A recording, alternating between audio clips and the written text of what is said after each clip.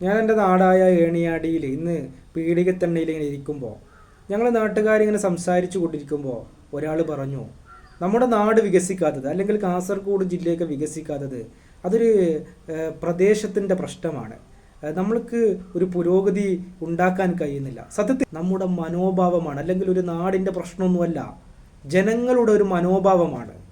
നമുക്ക് വലിയ ഒരു വീട് വേണം, പണം വേണം എന്നതിനപ്പുറത്തേക്ക് ഒരു നാട് വികസിക്കണം, അല്ലെങ്കിൽ നമ്മുടെ പ്രദേശം വികസിക്കണം, അല്ലെങ്കിൽ വലിയ സ്വപ്നങ്ങൾ കാണാൻ നമ്മൾ മടിക്കുന്നു എന്നുള്ളതാണ്.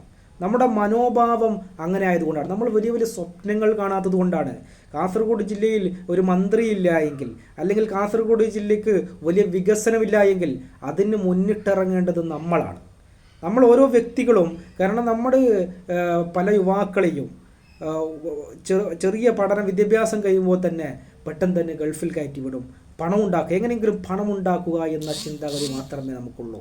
അല്ലാത്ത കാര്യത്തിലൊന്നും പ്രത്യേകമായ വലിയ ഒരു ഉത്സാഹം നമ്മുടെ നാട് കാണിക്കാത്തത് കൊണ്ടാണ്. അല്ലാതെ സർക്കാരൊന്നും നമ്മൾ അവഗണിക്കുന്നതല്ല, സർക്കാരല്ല, നമ്മൾ ഒറ്റക്കെട്ടായി നിൽക്കുമ്പോൾ നമ്മുടെ മനോഭാവം ശരിയാണ് എങ്കിൽ ഒരു സർക്കാരും നമ്മളോട് അവഗണന കാണിക്കില്ല, അല്ലെങ്കിൽ നമ്മൾ ഒരിക്കലും പുരോഗതിയിലെത്താതിരിക്കില്ല. അപ്പം നമ്മുടെ നാട് വികസിക്കണം, നമ്മളൊക്കെ വികസിക്കണം, വലിയൊരു നിരക്കെത്തണം, വലിയ പുരോഗതിയിലെത്തണം, വലിയ സംരംഭങ്ങൾ വേണം. ഇങ്ങനെ ആഗ്രഹിക്കുന്നുണ്ട് എങ്കിൽ 100% നമ്മുടെ നാട് വികസിക്കുക തന്നെ ചെയ്യും.